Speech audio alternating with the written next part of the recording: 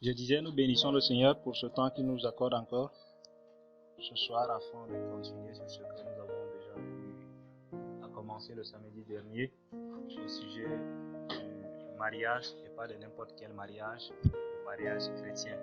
Parce que nous sommes décidés de nous mettre à part afin de servir l'Éternel.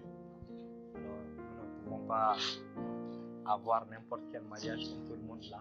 Nous devons avoir un mariage selon celui que nous servons. C'est comme un serviteur dans la cour d'un roi. Il sert ce roi et il marche selon ses principes, il fait les choses selon l'obligation, selon les désirs du roi. On est ici de notre part. Si nous sommes serviteurs de Jésus-Christ, nous devons nous marier selon ce que Jésus-Christ a établi. Si nous nous marions en dehors de ce que Jésus-Christ a établi, ce qui veut dire que c'est une manière de dire Jésus, je n'ai plus envie de te servir. Je préfère me marier.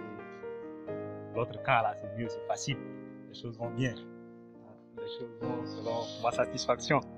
Mais ton cas là, c'est compliqué. Amen. Le samedi dernier, nous avons eu à établir quelques bases fondamentaux au sujet du mariage. Et la fois dernière, on a appris du fait qu'on a commencé avec retard, cela fait que nous n'avons pas eu assez de temps pour les questions. Aujourd'hui, nous voulons poursuivre. Comme je l'ai introduit la fois dernière, nous allons poursuivre sur le chapitre 2. Comme c'est un peu court, je vais faire le devoir d'avancer un peu rapidement, laisser le temps pour les questions. Parce que la fois dernière, nous sommes rentrés avec des fardeaux, c'est pas bien. Nous voulons décharger, comprendre bien les aspects pour être équilibrés. Amen. Donc, pour un rappel pour ceux qui n'étaient pas là, ou un rappel pour nous qui étions même là, nous avons le thème central, c'est mariage chrétien. Et le premier chapitre, c'est avoir des bonnes fondations. Ça va, la copie est là? Oui. Oui. Voilà. Donc, c'est avoir des bonnes fondations. Et pour avoir une bonne fondation, il faut déceler ce qui est d'abord mauvais. C'est ça la base sur laquelle nous étions partis. Vous avez déjà eu, non? Si vous avez déjà eu, c'est bon. Lui, il n'a pas eu. Pour avancer sur un bon sentier, il faut déceler lequel le sentier est mauvais, n'est-ce pas? Si je veux emprunter une route avec mon vélo ou bien ma moto, si on me dit là-bas c'est épineux, ici il n'y a pas d'épines, c'est un goudron, c'est en ce moment que je pourrais faire évidemment le choix de ce qui est bon. Donc, nous avons dit que nous avons parlé de quelques mauvais fondements, quelques faux fondements. Nous avons eu à établir une dizaine, 13 environ. On dit on ne peut pas se marier par convoitise. Je dois me marier à une personne parce qu'elle me plaît, parce qu'elle est belle. Non, ça ne marche pas. Je vais juste citer, nous avons eu à statuer là-dessus pendant longtemps la fois passée. On ne peut pas se marier en fondant le désir de notre mariage sur les rapports sexuels. Comme je suis chrétien et que je ne peux pas avoir de rapports sexuels n'importe comment, alors il faut que je me marie pour avoir des rapports sexuels en permanence. Ça, ce n'est pas le principe de Dieu, c'est un mauvais fondement. On ne peut pas se marier avec un païen. Jésus nous a dit que ça serait comme une épine dans l'œil. Il y a un homme de Dieu qui a dit, si tu te maries avec un païen, tu fais du diable ton beau-père. Amen. Tu fais du diable ton beau-père. Vous savez ce que c'est que la belle famille. Quand tu arrives dans la possession de ta belle famille, quel que soit ton statut, que tu aies quel titre, même si tu es président de la République, arriver sur cette belle famille, tu leur dois du respect. N'est-ce pas? Tu es d'une façon ou d'une autre soumis. Alors, imaginons, voyons simplement ce qui se passe dans le monde physique. Même l'homme doit se soumettre à sa belle famille. Et que quand tu fais du diable ton beau-père, ce qui veut dire littéralement que tu devrais être soumise à lui. C'est ça la conséquence. Peut-être tu vas dire, non, je suis chrétien, rien ne va m'arriver. Jamais. Il devient ton beau-père, ce qui veut dire que tu as quitté le bon camp, tu as quitté le camp de Dieu pour le rejoindre d'une façon ou d'une autre. On ne peut pas se marier par une grossesse. Si je grossis une fille, cela ne fait pas d'elle ma femme. Et pour ceux qui n'étaient pas là, j'avais bien martelé là-dessus. Ce n'est pas pour nous une occasion d'aller grossir les sœurs en désordre. Parce que fornication, adultère, c'est très très bien condamné. Très très bien frappé là-bas par Dieu. Dieu nous défend. Si nous sommes de Dieu, nous devons nous conserver purs. Le mariage par comparaison ou par choix multiple. Mariage par comparaison ou par choix multiple. Je choisis beaucoup de sœurs et puis après je fais comparaison. Non, tel caractère ne marche pas, tel aspect ça marche, voilà, jusqu'au moment où je tomberai sur celle dont les caractères peuvent sembler me plaire. Là, ce n'est pas un bon fondement. Le mariage arrangé par Internet, c'est un faux fondement. Le mariage par pitié. J'ai juste pitié d'une sœur et puis je me marie avec elle. L'objectif de Dieu n'est pas là-dedans. Le mariage sans maturité. Voilà, là la maturité physique, mentale, émotionnelle, matérielle. Du matériel beaucoup plus pour l'homme. Si tu veux t'engager à te marier, d'abord la condition physique qui consiste juste à respirer tous les jours et puis arriver à un certain âge, tu es qualifié. Mais les autres aspects, ce sont des choses que tu dois travailler. Si tu n'arrives même pas à subvenir à tes propres besoins, tu n'arrives même pas à t'acheter du savon et tu penses te marier, c'est compliqué. Comment est-ce qu'une personne qui n'arrive pas à prendre soin d'elle-même peut prétendre prendre soin d'une autre personne? C'est possible. Il faut être mature à tout ce niveau. Maturité spirituelle, être capable d'écouter clairement et audiblement Dieu, pas seulement dans les rêves. Parce que tu ne vas pas te marier pendant que tu es en train de rêver. Le mariage enraciné sur une intelligence non renouvelée. Je suis de telle ethnie, je dois me marier seulement à telle ethnie. Si ce n'est pas telle ethnie, là, je ne me marie pas. Le mariage avec une personne déjà mariée ou divorcée. Quand on se marie et qu'une personne est divorcée, ou une personne déjà mariée ne peut jamais être notre femme. Sauf si c'est une veuve. Là, la loi de mariage qui liait cette personne avec une autre est déjà rompue par la mort. Le mariage sans connaissance claire de l'objectif divin du mariage. Je veux me marier. Pourquoi veux-tu te marier? Ah, tu sais pas que tout autour de moi, les jeunes de mon âge se sont mariés à 5 ans, ils ont même des enfants. Je veux me marier parce que, sans aucun objectif de Dieu. Le mariage avec une vision erronée de ce que c'est que le mariage selon Dieu. Tels étaient les 13 fondements que nous avons eu à établir la fois passée. Nous nous sommes attardés là-dessus. Aujourd'hui, nous voudrions continuer sur le manuel d'utilisation du mariage, le chapitre 2. Manuel d'utilisation du mariage.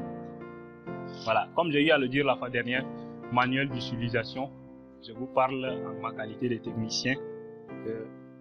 Quand on utilise un équipement, le manuel que l'auteur a créé, le manuel que le concepteur a établi est très très nécessaire et très très important. Sans cela, nous ne pouvons pas nous en sortir face à certaines pannes. Tu peux travailler avec un engin pendant même 10 ans. Tu peux sembler connaître parfaitement cet engin, mais il arrivera des fois où tu seras face à une panne qui nécessite l'apport du concepteur. Et l'apport du concepteur est dans le manuel. Chaque équipement a son manuel d'utilisation. Il suffit simplement de le lire, de le comprendre et puis tu mets la machine en route.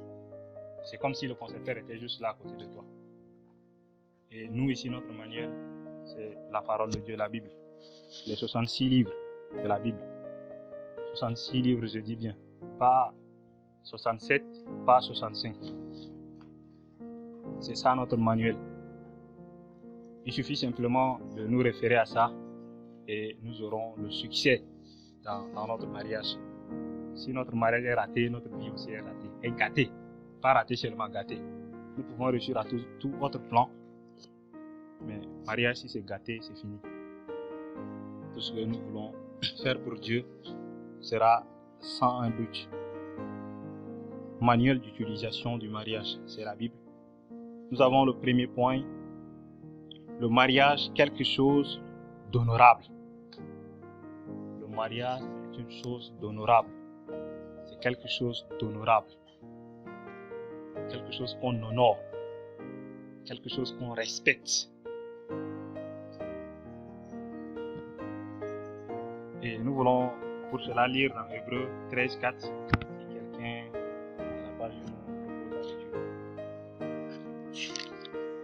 Hébreux 13, verset 4.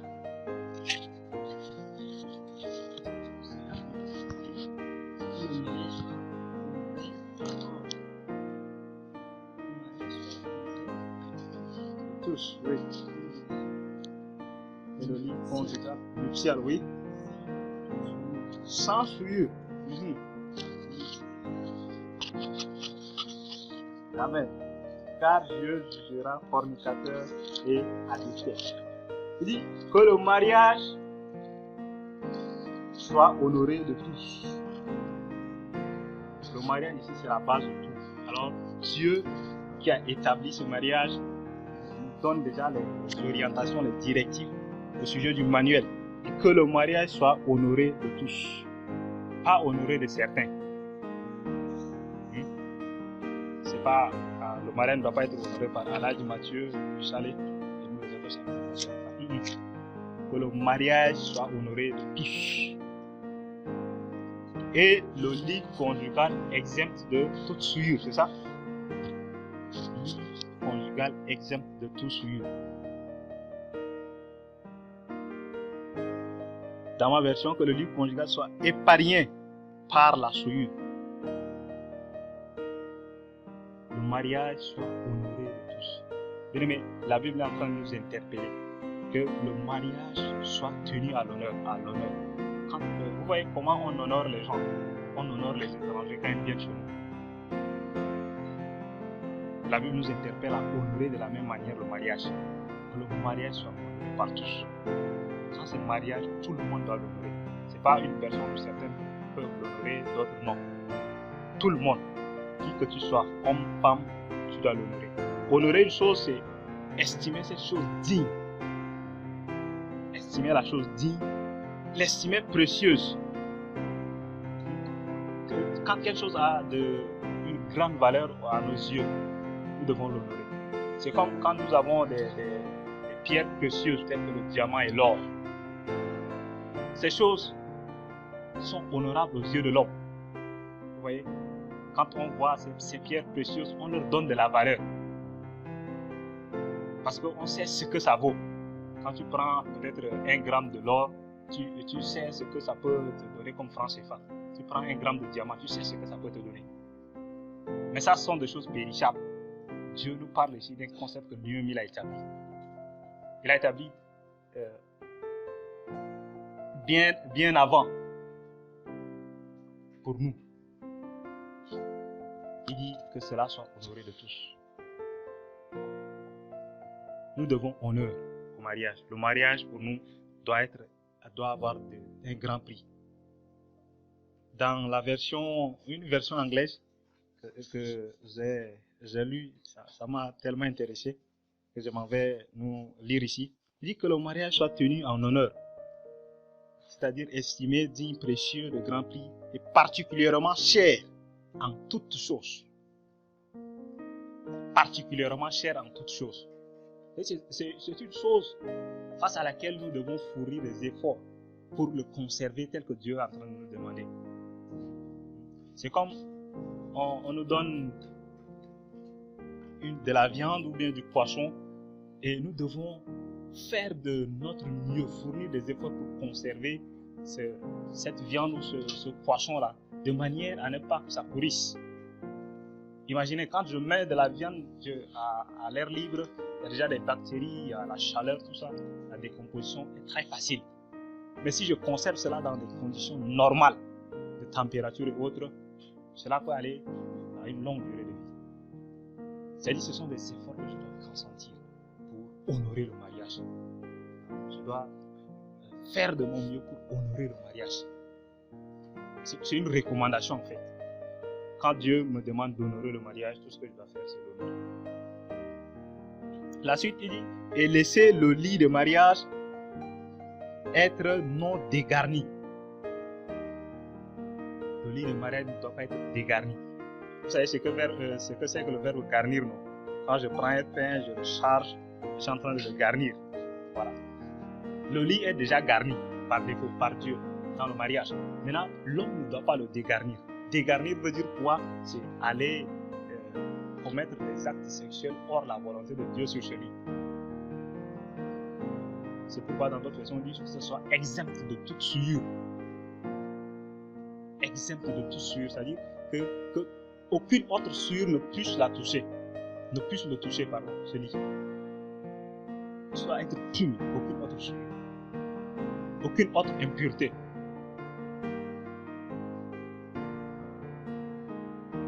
Ça doit être maintenu sans être déshonoré.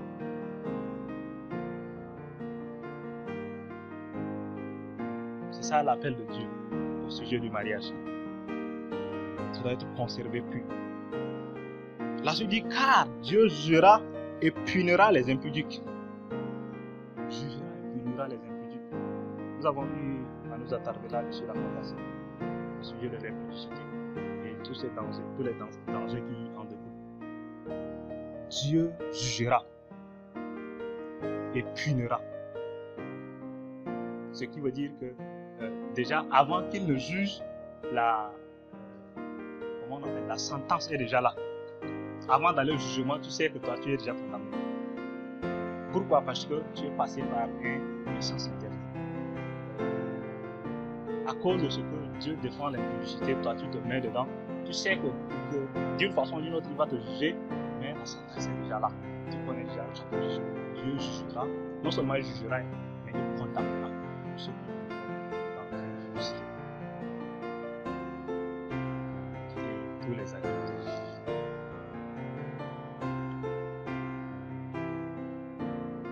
Nous avons eu à mentionner quelques points ici dans nos notes. Le mariage est la base de la société. Pourquoi c'est la base de la société? C'est partant du mariage que toi et moi sommes venus et nous voici la société. C'est la base de la société. Sans mariage, on ne peut pas parler des enfants qui vont naître. Les enfants naissent nécessairement par l'union d'une femme et d'un homme. Donc c'est la base de la société. S'il n'y avait pas mariage, il n'y aurait pas de monde comme ça dans cette ville aujourd'hui. Il n'y aura pas de société. C'est grâce au mariage que nous sommes nés et nous constituons une société. Une société, c'est un ensemble de personnes, n'est-ce pas? Un regroupement de personnes de différentes catégories, différentes ethnies, autres. C'est la base de la société. Et sachant que l'ennemi sait que c'est la base de la société, il la combat. Parce que si il laisse le mariage être bien guidé ou bien être bien fait selon Dieu, il laisse les gens bien faire selon Dieu, la société sera très bonne. La société sera admirable, apprécieuse. Nous n'aurons pas à voir toutes les délinquances que nous voyons dans notre ville, ici en N'Djamena par exemple. Les assassinats, pour un rien, on t'égorge. Pour juste prendre ton téléphone, on vient, on t'égorge. Des fois, on te tue même pour ne rien prendre sur toi. Toutes ces choses. Le diable est en train de combattre afin d'avoir des agents. Quand il combat et que le mariage est gâté, c'est bon. Tous les enfants qui naîtront à la suite d'un mauvais mariage sont ces éléments. Ce sont des instruments qu'il utilise. Nous parlons des enfants de la rue. On parle des enfants de la rue. Une rue n'a jamais enfanté un enfant, comprenons très bien. Aucune rue n'est tombée grosse un jour pour enfanter un enfant. C'est parti d'un homme et d'une femme. Et on met sur le dos de la rue. Ce sont des choses qui font mal. Mais nous ne voulons pas, en plus du mal qu'il y a, faire un autre mal. Nous voulons faire le bien pour corriger le mal qu'il y a. Le mariage est établi par Dieu lui-même. Ce n'est pas quelqu'un qui l'a établi. Ce n'est pas l'homme qui a demandé à Dieu, mais comme je suis seul là, il faut que je me marie, non. Non. L'homme n'a omis aucun vœu, aucun désir par rapport au mariage.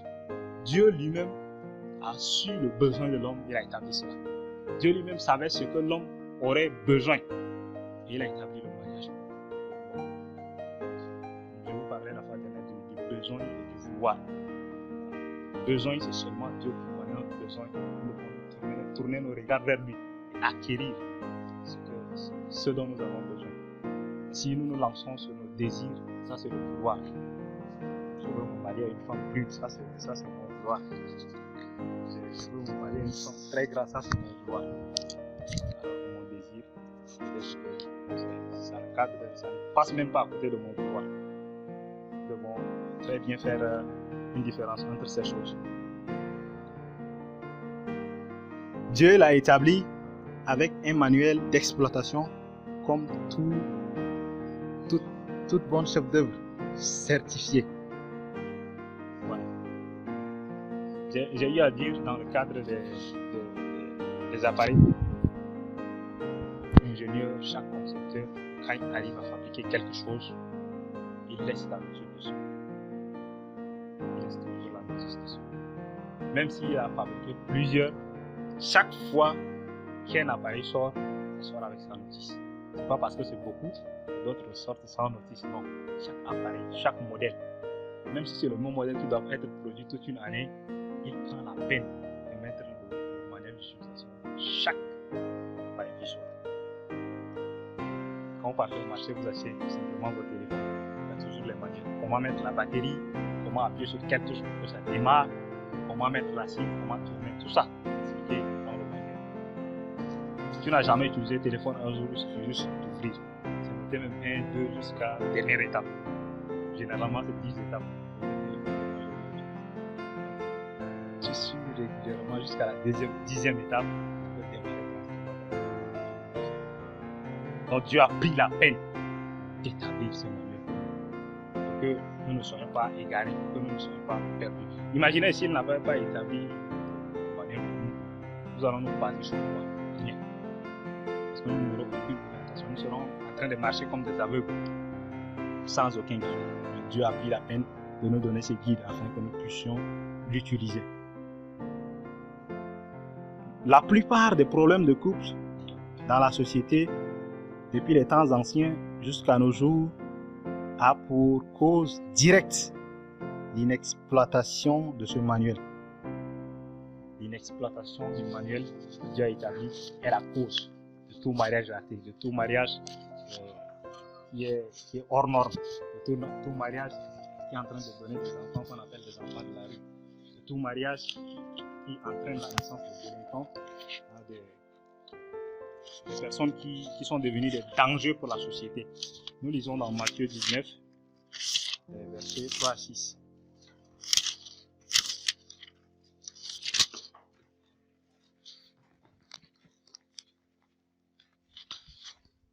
Verset 3 à 6, quelqu'un nous propose la lecture?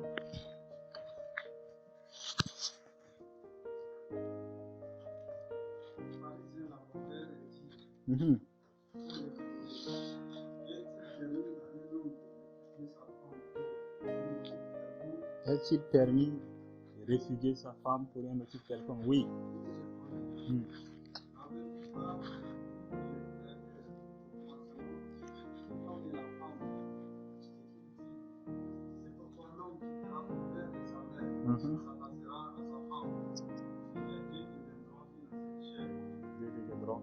Oui.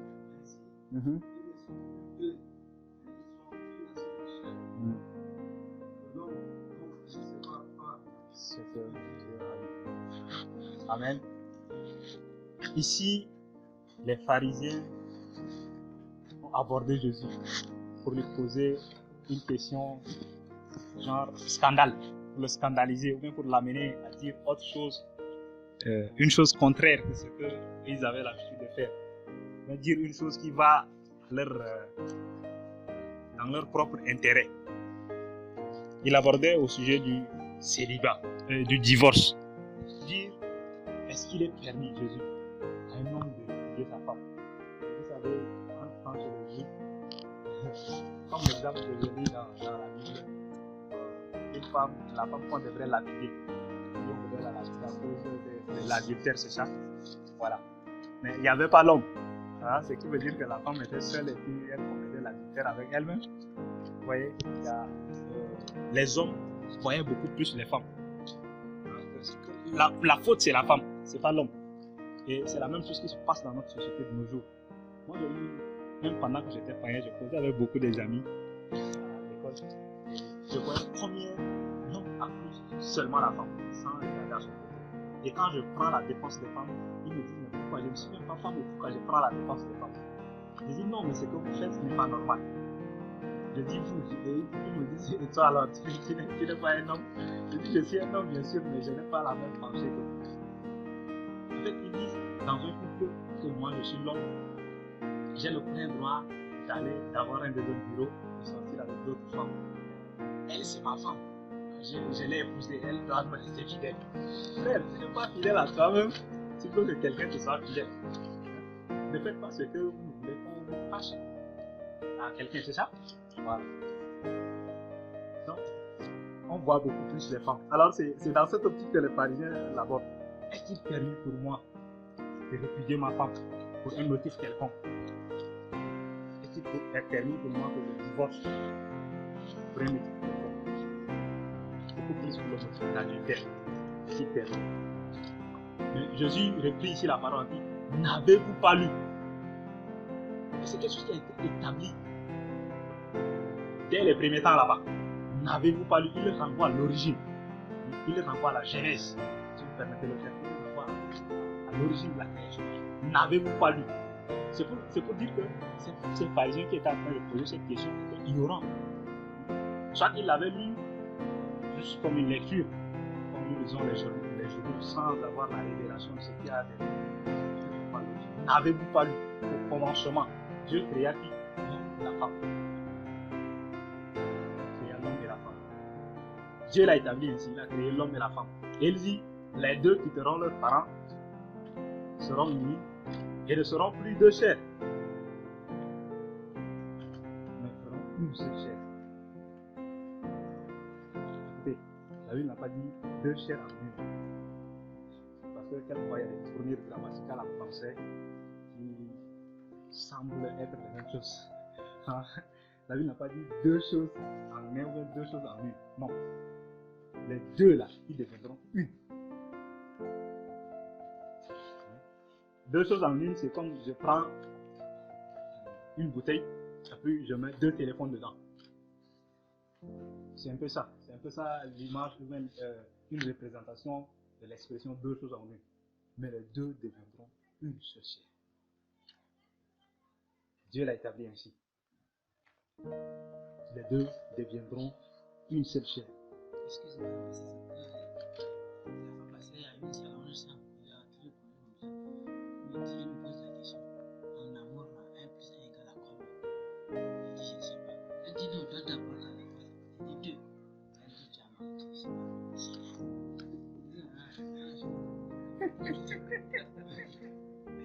D'accord. Dans en amour, 1 plus 1 égale à 1. Non? Voilà. Les deux deviendront une seule chair. Ça sera deux chairs. Ou bien pas que ça sera deux chairs pour un instant, peut-être pour les 2 premières années ou bien les premiers mois du mariage. Puis quand ça arrive déjà au 3e mois, 3e année, ça va commencer à être deux chairs. Non, Dieu n'a pas établi comme ça. Une seule chair. Il n'a pas dit un autre mot de plus.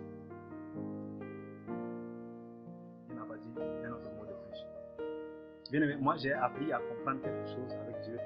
C'est que quand nous lisons sa parole, soyons vraiment très attentifs aux mots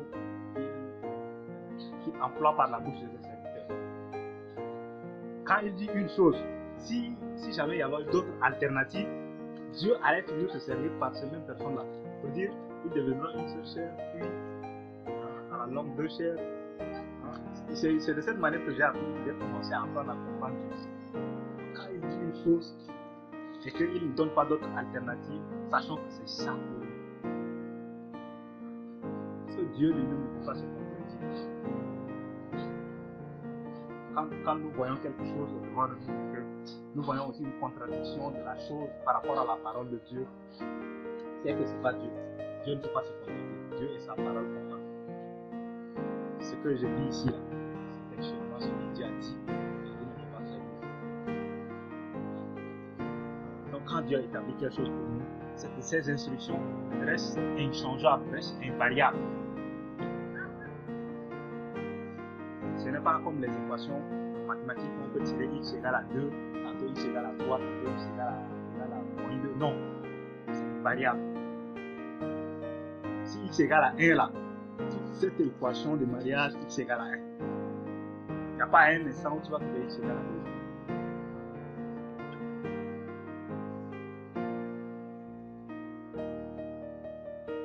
Si les deux ne feront qu'un. Ainsi, ils ne seront plus deux, mais ne feront qu'un. Il insiste encore. Il a dit les deux ne feront qu'un. Maintenant, Jésus continue. Ainsi, ils ne seront pas deux, mais ils ne feront qu'un. Il insiste là-dessus. Quand il insiste sur quelque chose, nous devons comprendre la nécessité de la chose. C'est comme quand dans notre famille, quand un parent insiste sur quelque chose, il voit la nécessité pour nous de faire cette chose. Et soit pour notre avantage à nous, soit pour son avantage. Ça les va à l'école, ça les va à l'école. Des fois, pour aller au chemin, on est content pour aller au début. Après, on est fatigué, on se lasse. Mais les parents persévèrent parce qu'ils savent bien quelque chose. Va à l'école, c'est de la même manière. Ça peut être pénible. Et à la fin, quand nous finissons les cours, nous commençons déjà à travailler. C'est nous qui jouissons même les premiers. C'est nous qui avons l'argent, le salaire. Ce travail que nous faisons, c'est une bonne chose. Les fruits sont toujours là. Que l'homme ne sépare pas donc ce que Dieu a eu, ce que Dieu a établi. Comme homme, nous ne sommes pas pouvoir nous séparer. Alors ne tente même pas de séparer ce que Dieu a uni. Et ce passage aussi, quelquefois, comme je disais, à l'église de la foi des rêves, on utilise certains passages pour torpiller certaines vérités à notre avantage. On torpille certaines vérités à notre avantage. Quelqu'un va prendre ce passage, se lancer dans une relation et puis s'il y a des oppositions ou bien la révélation de Dieu est en train de devenir claire dans cette relation, on dit pour que la chose puisse s'arrêter, on dit non. Si tu veux intervenir pour expliquer clairement à ces personnes qui sont en train de cheminer ensemble, non, que tu ne puisses pas séparer ce que Dieu a uni. Bien aimé, Dieu ne peut pas unir une chose avec et permettre que cette chose marche ou bien continue son trajet sur un sentier incertain. Non. Le sentier des Dieu, c'est clair, c'est juste, tout le monde le voit. Mais quand c'est gauche, droit, ça ne marche pas. Il n'y a pas Dieu dedans. Et j'aimerais profiter de ça. C'est important. Je ne l'ai pas dit la fois dernière. Au sujet des faux fondements. Sinon, tu entretiens une relation dont ces faux fondements sont la base. Je ne serai pas en train de t'encourager à réparer. Je ne serai pas en train de t'encourager à régler ou à faire comment. Je t'encourage à abandonner, chercher l'orientation de Dieu. Parce que quelquefois nous nous attachons à nous-mêmes, à tout ce que nous avons fait. On va juste arranger. Et aussi, notre position à nous. Si tu as entamé une relation, mais tu as entamé une relation, et que dans cette relation, tu demandes le sexe, j'aimerais simplement que tu saches que tu es marié. Et ce n'est pas une insulte. Peu importe ce que tu as fait à l'église, sache que si dans une relation, ton relation sur le sexe, tu es marié.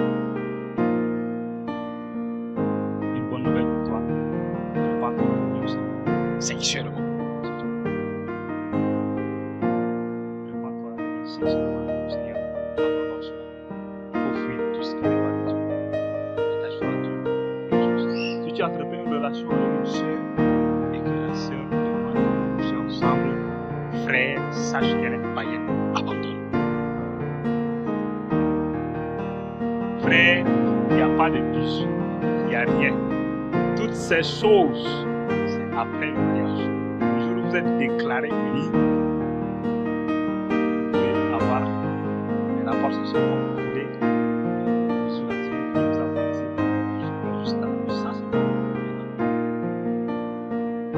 Mais d'abord, à condition que c'est dès le début jusqu'au mariage, c'est Dieu. Très important. Que nous ne puissions pas blaguer avec cela. C'est très important. Si nous tous ici arrivons à avoir un mariage réussi, je serai très heureux. Même si le mien n'a pas réussi. Parce que moi, je serai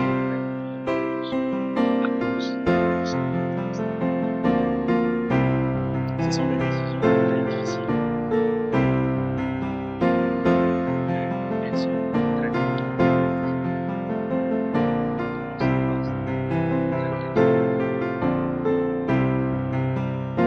Merci, nous poursuivons le deuxième point.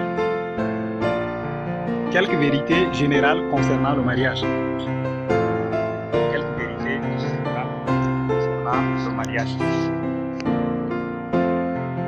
Le premier point nous dit ici, tout mariage non établi par Dieu ne peut échapper au problème de sécheresse d'amour. Il finira par devenir sec, quels que soient les efforts ou les arrangements du début. Tout mariage qui n'est pas établi par Dieu finira par devenir sec. La sécheresse est évidente. Nous lisons dans Jean 2. Jean 2, le verset 1 à 3.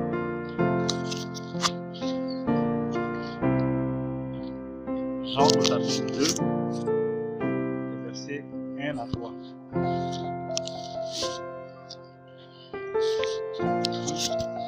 Tout le monde est à la page?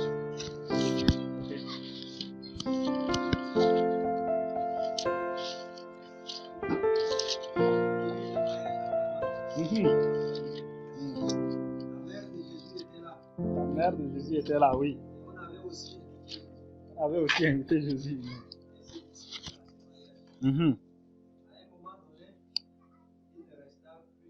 Il ne resta plus de vin, oui. Ils n'ont plus de vin. Ils n'ont plus de vin. Le vin avait tari. Ce fut le premier miracle de Jésus. Avant que je ne puisse parler de ce chapitre, de ce verset dans le contexte du mariage, j'aimerais nous dire une chose. Que l'on ne puisse pas utiliser la parole de Dieu pour pécher avec. Voici ce que l'on raconte, que même Jésus, son premier miracle fut le vin. Alors, il m'est permis de m'enivrer. Parce que même Jésus a donné du vin. C'est le premier miracle qu'il fit. Attention frère, si tu veux pécher, va pêcher pour toi-même. N'utilise pas la parole de Dieu. Nous devons vraiment être sur nos gardes. C'est la monnaie courante de nos jours. Dans nos assemblées, surtout entre nous jeunes. Des fois, tu vas voir un jeune qui semble être sérieux à l'église, mais après, quand tu vas le croiser quelque part, en train de prendre peut-être une bouteille, il va dire non, mais frère, tu sais, même Jésus, son premier miracle, c'est le vin qu'il a donné aux gens. À un mariage, ils ont bu. Donc, le vin, c'est pas condamné. C'est quand tu bois beaucoup d'abord. C'est quand tu débordes les limites, tu fais des dégâts d'abord, c'est pas bon. Mais moi, je prends juste une bouteille, je vois clair, je conduis mon moto, je viens, je dors à la maison. Même quelquefois, si je suis sous, je demande à quelqu'un de me déposer tranquillement chez moi, je dors, je ne fais même pas de bruit, je ne provoque pas. C'est pas ça.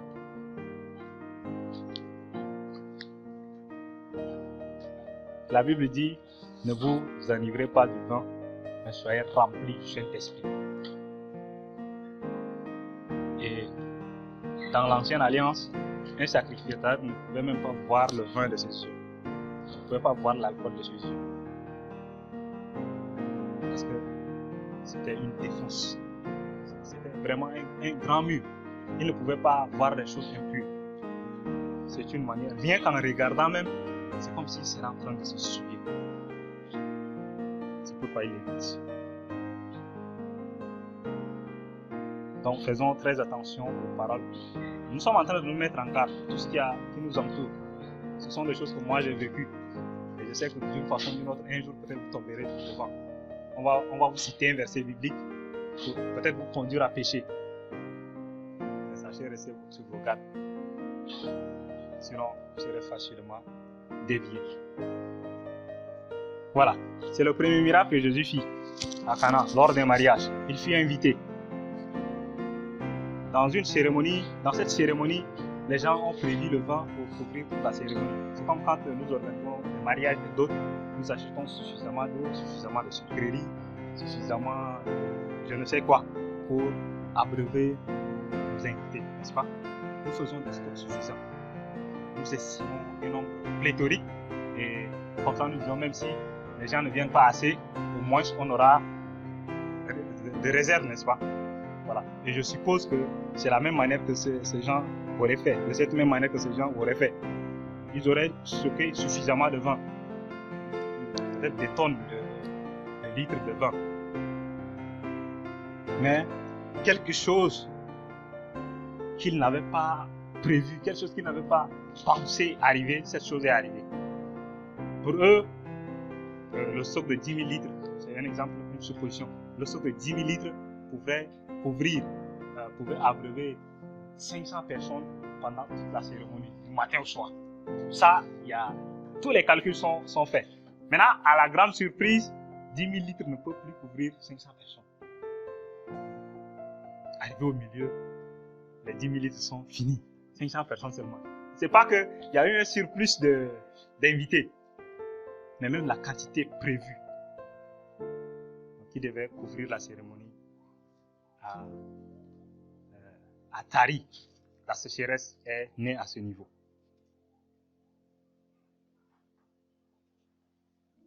C'est pour dire que l'on peut se lancer dans une relation sans la volonté de Dieu et ce qui attend cette relation, c'est la sécheresse d'amour.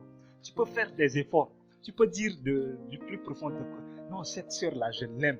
Sérieusement, là, je l'aime. Tous tes efforts, c'est pour l'aimer, la satisfaire. Vous voyez? Mais le danger qui vous guette là, devant là, c'est la sécheresse. Cet amour que tu avais pour elle, là, va finir par disparaître. Autant tu aurais fait des stocks d'amour dans ton cœur pour elle. Mais frère, quand c'est pas Dieu n'est pas dedans. Arrivé seulement en chemin, le stock va terminer, le stock va tarir. Pourquoi ça tarit? Avec nos engins, quand nous roulons, après un certain nombre de kilomètres, le stock de notre carburant finit par être consumé et puis voilà, ça descend. Donc à chaque fois, il faut recharger. Si je dois faire une longue distance dans tel village, si je trouve une station que je vois s'allumer, je recharge. Mais ici, il n'y a pas une source pour recharger. La source, c'est Dieu. C'est Dieu qui a établi le mariage. Donc, étant donné qu'il n'y a pas Dieu, il n'y a aucune recharge. Mais comme les crédits que nous utilisons, quand ça termine, il faut recharger. Quand ça tend à finir, il faut recharger. Mais il n'y a pas une source pour recharger. La source n'est pas là, la source est absente. C'est ça le danger qui guette. Si tu commences une relation dont Dieu n'est pas dedans, sache que c'est ce qui t'attend devant. Quel que soit l'amour de la personne envers toi ou l'effort de ton amour envers cette personne, ça va finir par t'arriver. Et pour ceux qui ont expérimenté la sécheresse, qui en ont même entendu parler, qui ont lu les histoires, la sécheresse est une chose terrible. Quand ça arrive, tout ce qui est vert devient sec. Les eaux finissent par tarir. Tout un village finit par devenir désert. Mort d'hommes, mort d'animaux. Tout est ravagé. De la même manière, un mariage qui n'est pas fondé sur Dieu arrive à cette destination.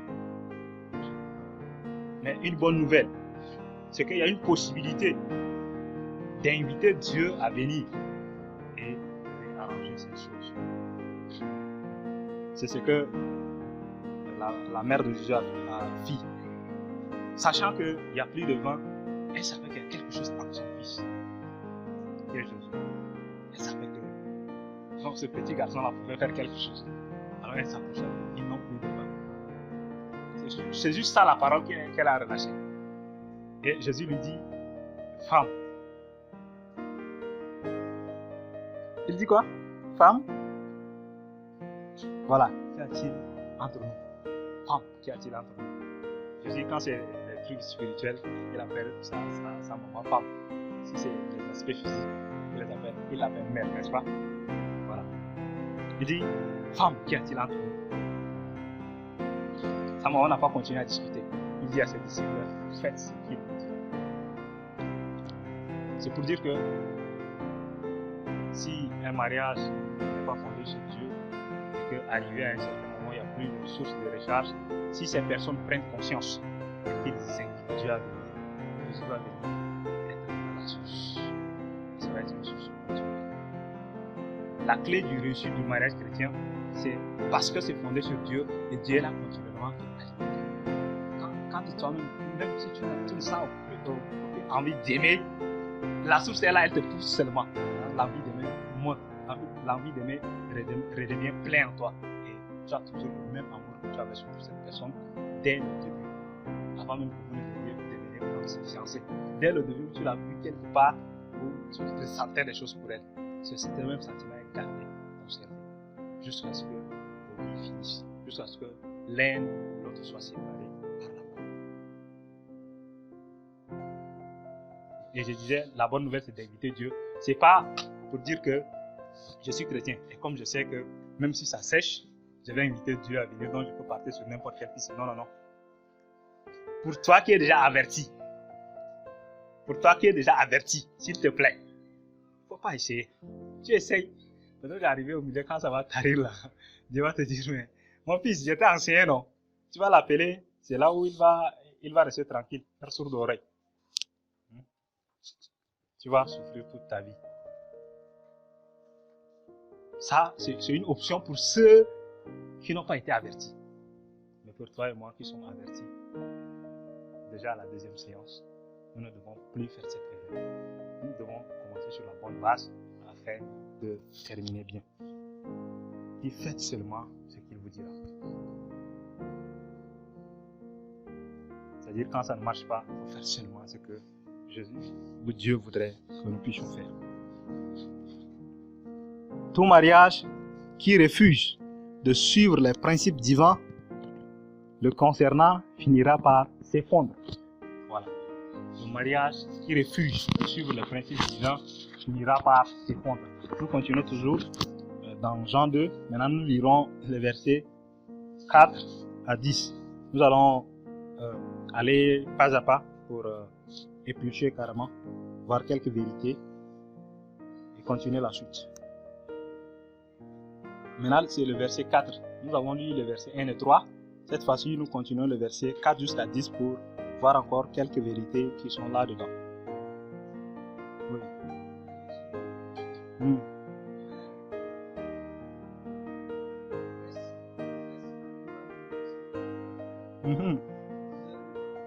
Mon heure n'est pas encore venue.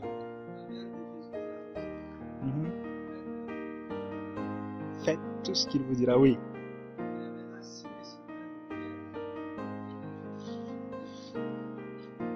Vous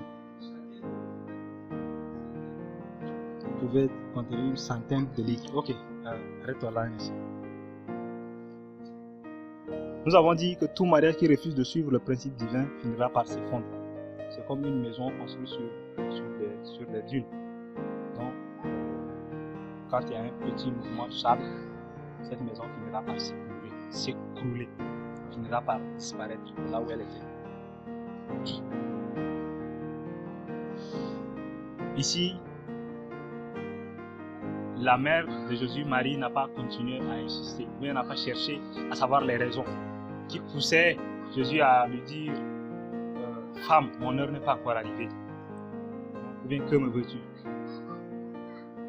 Ou bien, ce n'est pas à toi de me dire ce que je dois faire. Elle n'a pas cherché à comprendre tout ce que, ou bien à poser des questions par rapport à la réponse que Jésus lui a donnée. Mais elle sait pertinemment qu'il y a une chose. Et elle invita, sinon exhorta les disciples de Jésus à faire simplement ce qu'il allait leur donner comme instruction. Il y avait là des vases de pierre destinés à la purification des justes. Des vases de pierre qui pouvaient contenir des centaines de litres. Un vase de pierre ici, ça a un aspect conservateur. Quand on parle de vase, il y en a plusieurs types. Mais quand on parle d'un vase de pierre, ça a un aspect conservateur. C'est pour dire que ça peut conserver quelque chose pendant longtemps sans que cette chose ne se détériore. C'est comme de nos jours nous utilisons les frigos. Ça a un peu allusion à un vase de pierre. Il y avait ces vases de pierre. Les gens mettaient, les juifs mettaient de l'eau pour se purifier, pour faire leurs ablutions, leurs rituels. Ça pouvait contenir des centaines de litres. Et là, Jésus va commencer à dire quelque chose pour manifester, sinon pour mettre aux yeux de tout le monde le premier miracle qu'il allait accomplir. Oui, le verset 7, regarde.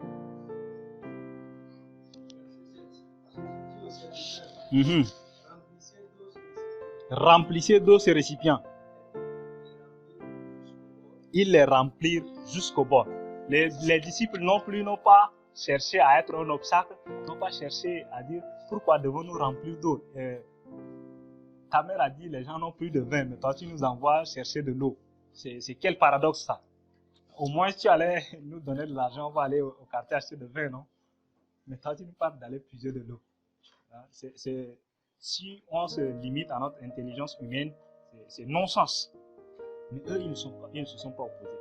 Ils ont obéi, comme la mère de Jésus les a exhortés dans ce sens. Ils partirent, ils remplirent ces jarres. Et ils ne remplirent pas n'importe comment, jusqu'au bord. C'est-à-dire, si c'est comme un verre, on remplit jusqu'à la surface. Jusqu'à ce qu'il n'y ait presque plus d'espace. La suite.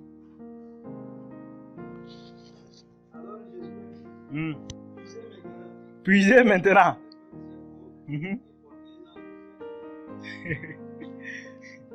Puisez maintenant.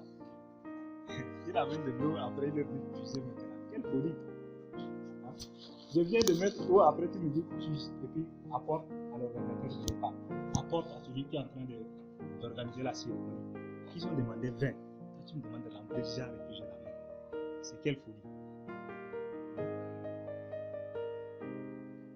Si les gens s'étaient opposés, ce miracle n'allait pas se réaliser. Imaginez que les disciples le réfugièrent d'aller puiser l'eau.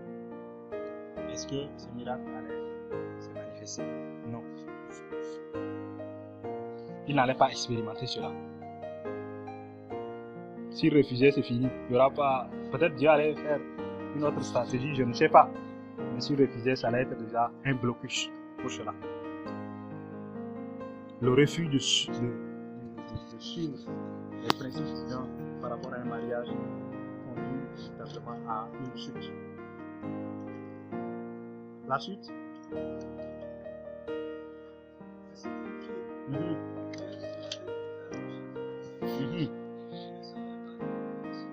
Oui.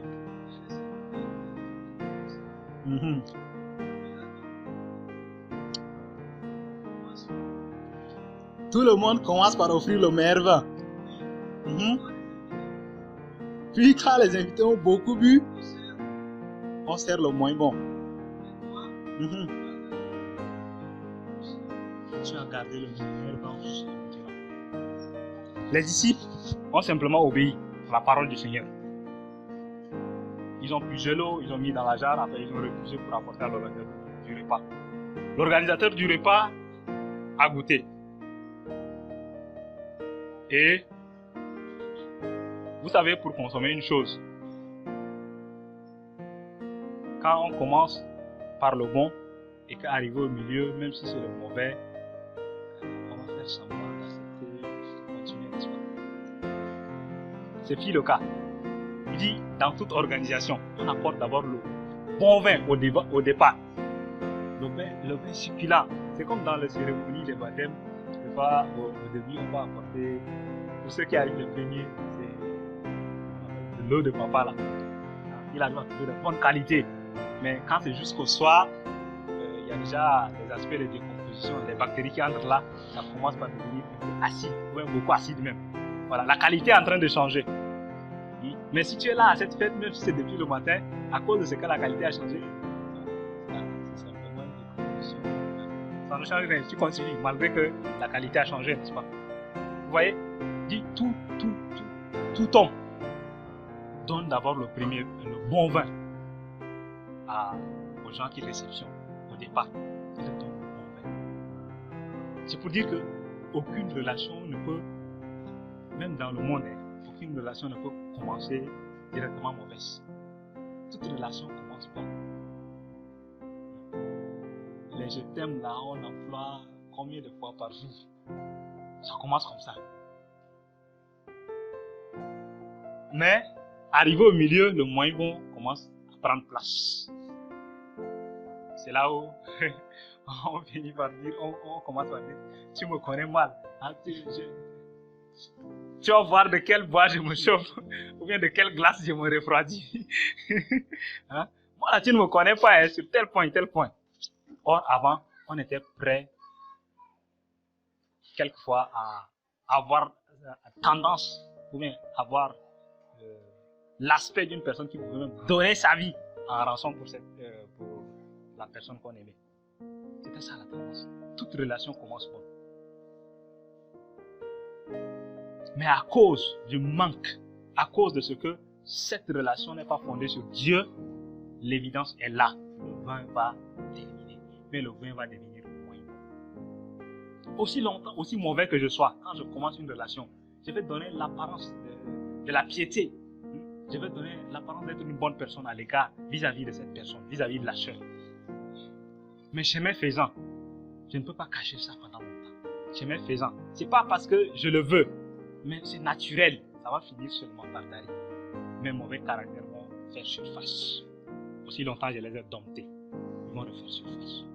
Et quand ils refont surface, c'est déjà le mauvais que je suis en train de dire. Il finit par dire que, mais toi, tu as gardé le bon vin jusqu'à présent. Même vers la fin, c'est toujours le bon vin qui est en train de continuer. Il ne sait même pas d'où est-ce que ce bon vin est venu, mais le bon vin venait de Jésus. Et le vin ici représente l'amour de Dieu. Il représente l'amour.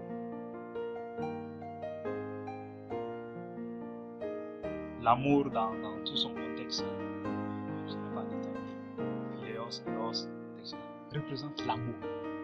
Et cet amour est venu de Dieu.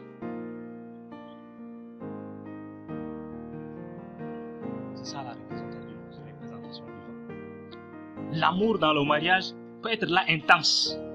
Que quelquefois, une personne qui est là extérieurement peut même quantifier au point de donner une quantification. Non, cette personne-là s'aime vraiment. Mais au bout d'un certain temps, l'amour s'étouffe. C'est comme une chambre à air qu'on a créé un trou quelque part. Ça disparaît. Pas parce que ces personnes ne voulaient pas à un certain stade de leur vie ne plus chemin. Mais c'est parce que la source de l'amour n'est pas là. Ils ont commencé bien. Ils se sont même peut-être fait de vœux que je ne t'abandonnerai jamais. C'est la mort seulement qui va nous séparer. Ah, ça dans ma vie n'a pas de sens, non? Est-ce qu'avant de la trouver là, tu ne vivais pas? Voilà. On se fait des déclarations comme ça. On finit. Le complet. Le bon vin a disparu. Le mauvais fait surface.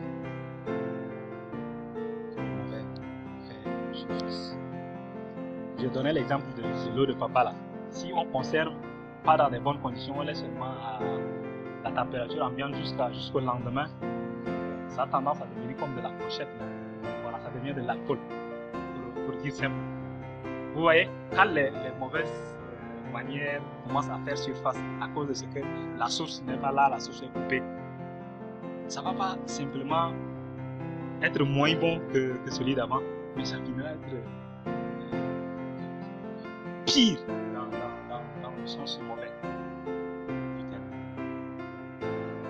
Donc la dégradation est évidente. exemple une sécheresse fait irruption et qu'il n'y a pas une mesure adéquate pour contrecarrer cette sécheresse en plantant des arbres, en créant des forêts artificielles, cette sécheresse est évidente, elle va s'étaler sur tout le pays. C'est exactement comme ça. Dès qu'elle fait surface déjà, s'il n'y a pas la source qui est Dieu, la chute est inéluctable. Il n'y a même pas quelque chose à négocier là-dedans. Que nous puissions comprendre ça clairement. C'est bien pour notre vie. Nous allons aborder le dernier point pour finir, afin d'avoir du temps pour les questions.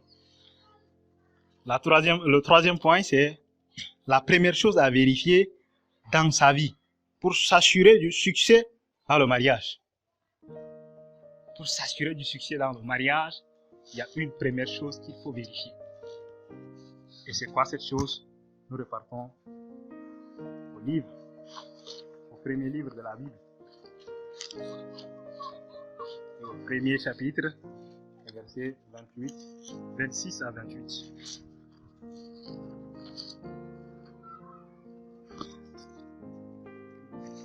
« 26, oui. Puis Dieu dit, faisons l'homme à notre image, selon notre ressemblance, oui. Et qu'il domine sur les poissons de la mer, sur les oiseaux du ciel, oui, sur les bétails, sur toute la terre.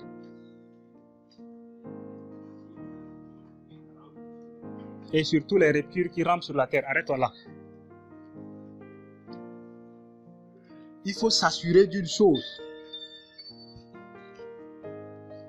Dans ma vie, avant que je ne me marie, il faut que je sois sûr d'une chose. Au moins d'une chose. Qui cadre avec le plan de Dieu. Vous voyez, dans ce verset, Dieu a dit, faisons l'homme à notre image. Ça, c'est le conseil de la Trinité qui dit faisons. Parce que si c'est une seule personne, elle n'allait pas dire faisons, n'est-ce pas? Conseil de la Trinité. Le Père, le Fils et le Saint-Esprit. Faisons l'homme à notre image. Faisons l'homme à notre ressemblance. Et la ressemblance de laquelle je parle ici, c'est l'esprit qu'il y a dans chaque homme. Les animaux n'ont pas d'esprit, les plantes n'ont pas d'esprit, les poissons n'ont pas d'esprit, mais l'homme a l'esprit. C'est ça la ressemblance. Ce n'est pas une ressemblance physique, ça les différents machines. Mais nous faisons l'homme. Tous sommes à la ressemblance de Dieu par l'esprit qui a. Maintenant, Dieu a donné une mission, a confié une mission à l'homme qu'il a créé à son image. C'était quoi la mission? Nous ne créons pas simplement l'homme à notre ressemblance et puis on s'arrête là. Mais c'est pour qui domine sur les poissons de la mer, sur les oiseaux du ciel, le bétail, sur le bétail, sur tous les reptiles. Dieu a donné un travail à l'homme d'abord. C'est pour dire que quand je dis, moi, il faut que je me marie, je dois me poser cette première question. Quel est mon travail dans le champ de Dieu? Qu'est-ce que Dieu m'a appelé à faire? Parce qu'il faut savoir une chose, Dieu ne peut pas te sauver et puis te déposer là, que tu restes, tu observes les autres, tu attends, tu restes là. Non, impossible. Si c'est ça, tu dois te poser la question, est-ce que réellement Dieu m'a sauvé? Dieu te sauve, il t'amène quelque part. Peut-être que tu ne le sais pas encore, c'est pas grave, pas prier. Dieu t'appelle, il te dessine à quelque chose. Évidemment, parce que la Bible dit, la poisson est grande, il y a peu de vie. Quel que soit le nombre de sauvés par jour, il y a toujours le travail dans le champ de Dieu. Et le recrutement dans le champ de Dieu est continuel. Les portes ne sont jamais fermées là-bas. 24 heures sur 24, tu déposes ton dossier, on t'assure de recrutement. On te donne un poste. Amen. Le recrutement chez Dieu est toujours là ouvert. Avant de me marier, avant de penser même avant de commencer même à prier pour que Dieu me montre mon partenaire. Quel travail je fais d'abord pour Dieu, pour que je puisse penser déjà au mariage? Ça, c'est très important. Il faut vérifier ça dans ta vie. J'ai été sauvé il y a 2 jours. Maintenant, Dieu, tu m'as sauvé là, c'est pour quel but? Il faut que je fasse quoi? Il faut que nous cherchions à comprendre cela. Merci.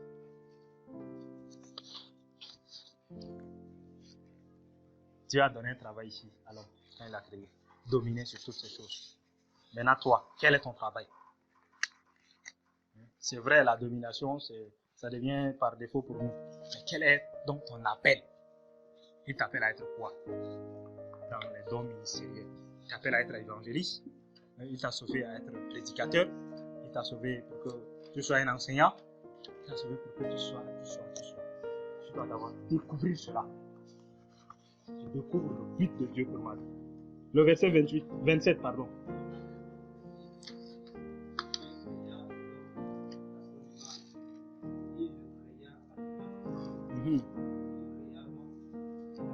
Voilà. Il créa l'homme et la femme. Il créa l'homme à son image. Il créa l'homme à sa ressemblance. Il n'a pas créé homme et homme. Il n'a pas créé femme et femme. Il créa l'homme et la femme. Il ne créa pas homme et animal. Non. Il créa homme et femme. Il ne créa pas femme et animal. Il créa femme et homme. C'est pour dire que de nos jours, il y a beaucoup de manières qui bafouent le mariage. Il y a l'homosexualité, le lesbianisme, la bestialité, qui sont des formes de mariage de nos jours. La bestialité, c'est avoir des rapports sexuels avec les animaux. L'homosexualité, homme qui se marie. Et lesbianisme, c'est femme qui se marie. Quand c'est comme ça. Et j'ai entendu un témoignage en Amérique, il y a même des églises qui bénissent les tels couples. Ça, tu prends un autre homme, tu viens, tu te maries, comment l'église est bénisse. Ça, ce sont des églises, il y a un homme de Dieu qui appelle l'église Village. Ça, c'est clairement, il y a même pas, c'est-à-dire Dieu ne passe même pas à côté de cette église. Pour être franc, Dieu ne passe même pas à côté. Si on parle de Dieu là-bas, c'est notre Dieu. C'est pas le Dieu. Comment je sais. Il est créé à nous. Dire que le mariage, c'est fait une fois. C'est masculin, c'est féminin. C'est ça le principe de Dieu. Quand c'est dévié, c'est plus Dieu. Verset 28, pour finir.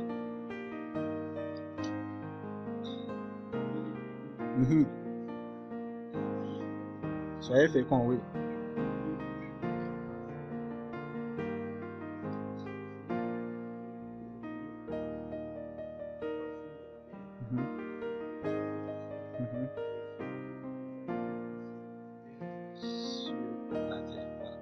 Dieu revient encore marteler, sinon insister sur ce qu'il avait dit au verset 26.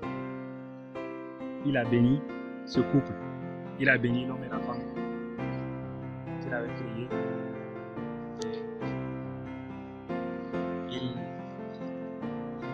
Il est béni, il le dit, soyez féconds. Soyez féconds.